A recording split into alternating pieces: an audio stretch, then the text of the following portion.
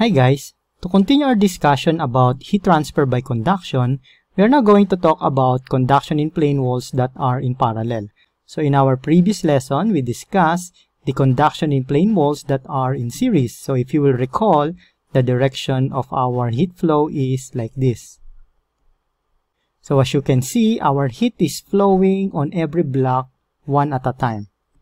Now, if our conduction is in parallel, our direction of our heat flow is like this.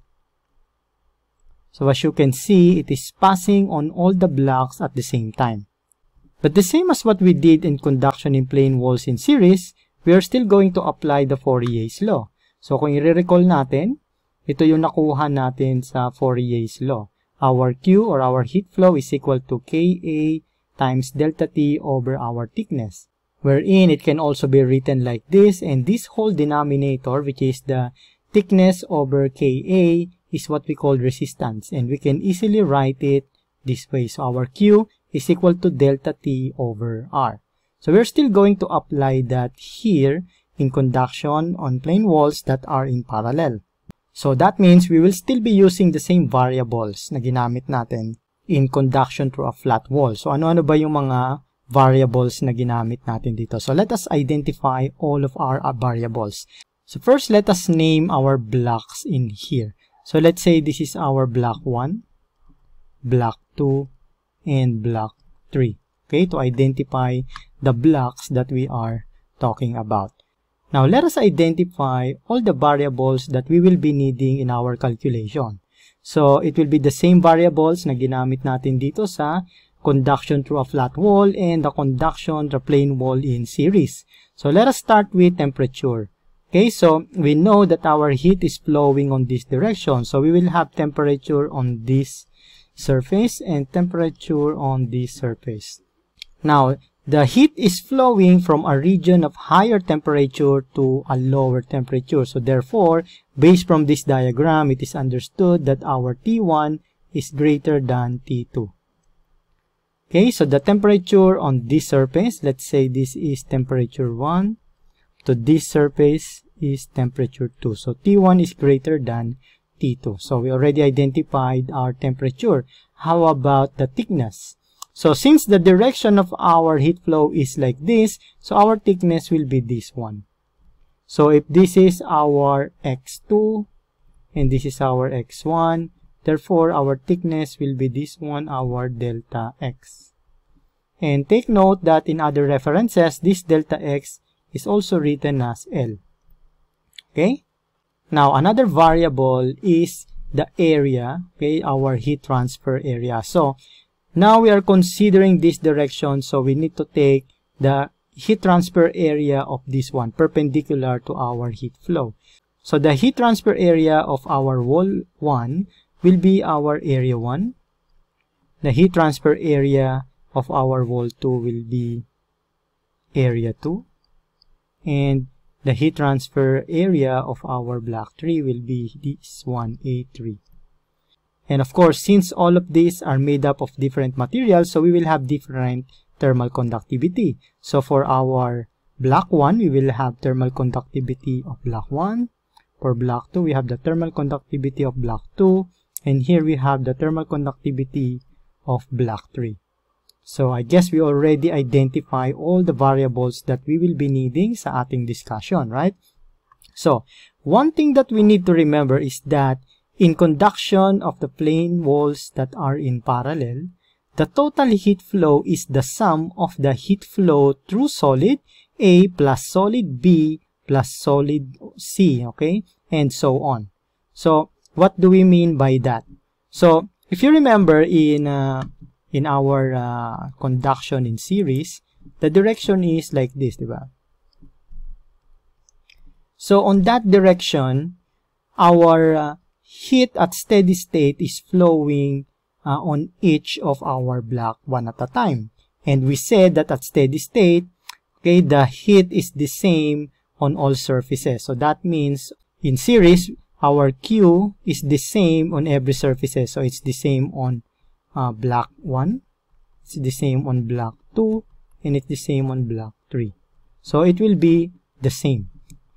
Okay, so Now, on parallel, that will be different because the direction will be like this. It's not going on each block one by one. It is going on all the blocks. It is passing on all the blocks at the same time. So in this case, our heat is actually dividing into 3. Okay? So that means, on this case, our Q will be the sum of all the heat flow on every block. Okay? So what do we mean by that? So our Q, which is the summation of delta T over our R total, okay, will be equal to, okay, the heat flow at block 1 plus the heat flow at block 2 plus the heat flow at block 3. So if you remember, in series, this will be Q1 is equal to Q2 is equal to Q3. But in here, it is the sum of all our heat flow. Okay?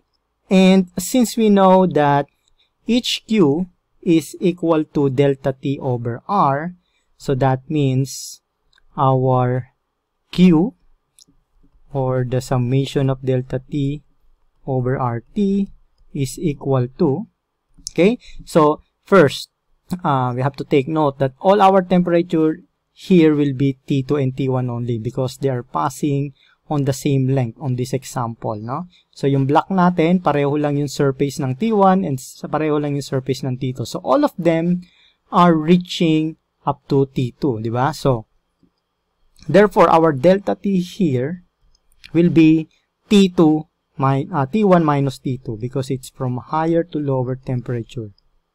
Okay? This is for Q1, so therefore, this will be the resistance at block 1. Plus, the same, T1 minus T2 over the resistance at block 2 plus T1 minus T2 over the resistance at block 3. Okay? Now, writing T1 minus T2 to be delta T na lang para hindi tayo malito. They are all the same. So, we have delta T over R1 plus delta T over R2 plus delta T over R3. Okay? So, this is our summation of delta T over R total. Okay, so since our delta T are the same, so we can factor that out.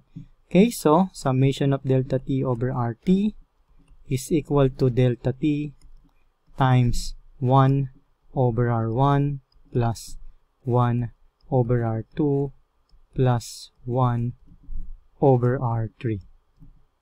Okay, so this is actually our equation for conduction on plane walls that are in parallel. And for our resistances, it is according to this equation, we have 1 over RT is equal to 1 over R1 plus 1 over R2 plus 1 over R3. Okay? So these are the equations that we need to take note. Okay? So let us now try to answer a problem. Okay? Para ma-apply natin yung natutunan natin now. Here is our problem. A composite wall consists of W1 and W2. So in this case, we have here wall 1 and wall 2. In parallel, okay, so that means our heat is flowing on this direction because they are in parallel. Now, W1 and W2 are both 5 inches thick, okay, so that means our delta X is 5 inches.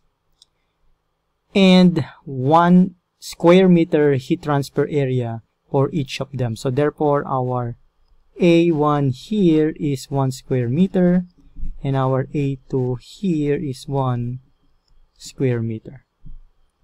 The thermal conductivity of W1 is 1 BTU feet R degree Fahrenheit. Okay, so our thermal conductivity at W1 is equal to 1 BTU per feet R degree Fahrenheit. And for W2, we have K W2 is equal to 0.1 BTU per feet R degree Fahrenheit. Okay, so the temperature of the outer layer is 500 degree Fahrenheit. So the outer layer is this one. Okay, kung saan lumalabas yung ating heat. So that means our T2 here is 500 degree Fahrenheit, while that of the inner layer is 1500 degree Fahrenheit.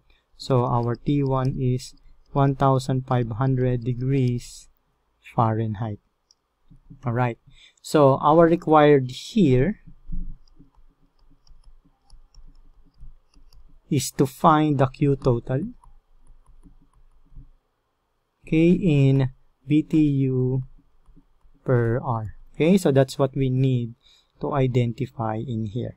So we know that our formula for conduction of plane walls that are in parallel is summation of delta T over R total is equal to our T1 minus T2, okay, times 1 over R1 plus 1 over R2. Right. So we can first identify our resistance 1. Okay, so our resistance on our wall 1. So we know from our Fourier's equation that our R is equal to thickness over Ka, right? So this is equal to delta X over Ka. So our thickness is the same, no? Our thickness is 5 inches. So we have here 5 inches. But we need to convert this into feet because all of our other given are in feet, no? So we have 12 inches in 1 foot. Right, so now we have our thermal conductivity for our wall 1, which is here, 1 BTU per feet R degree Fahrenheit. So 1 BTU per feet R degree Fahrenheit times our area, which is 1 square feet. Okay, so I have to correct that one. So our area here is actually 1 feet squared, no? This is not in meter squared. Sorry about that. This is in feet squared. Okay, so we write it wrong. Okay, so i-check natin yung ating mga units. Our inches will be cancelled out. Feet. Okay, so we have feet square here and we have feet here, so it will be cancelled out. So ang may iwan sa atin is R degree Fahrenheit over BTU, no? Ayan ang ating unit. So let us calculate that using our calculator. So we have 5 divided by 12. So we have 0.4167. 0.4167, and our unit is in R degree Fahrenheit per BTU.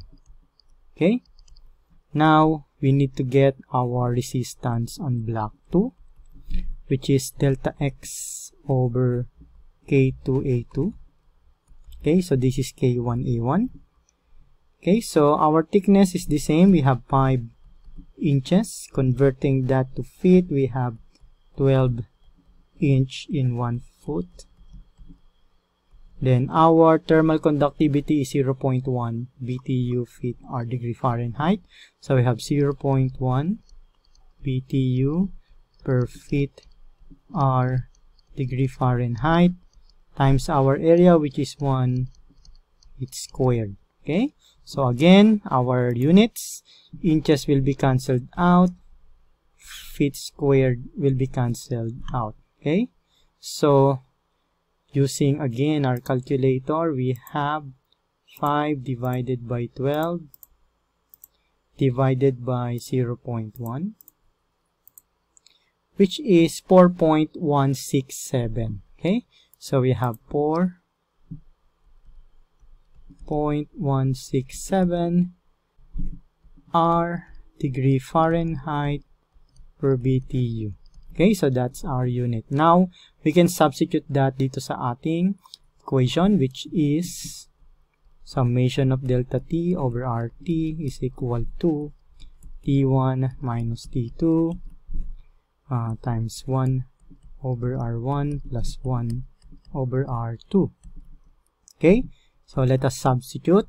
Our T1 is 1500 degree Fahrenheit minus our T2, which is 500 degree Fahrenheit. So our unit here will be in degree Fahrenheit. Now, 1 over R1, which is, our R1 is 0.4167. Okay, then our unit is in R, degree Fahrenheit BTU, plus our R2, which is 4.167. So 1 over our R2, which is 4.167 R degree Fahrenheit per BTU. Alright, so let us try to simplify this para mas madali nating ma-visualize, no?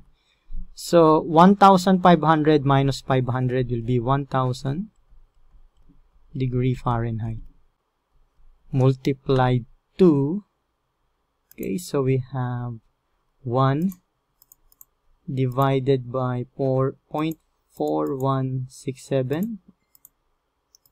Okay, so sinusulat lang natin to guys para mas madali nyo ma-visualize na. So we have 2.3998. So we have, let's say 2.4.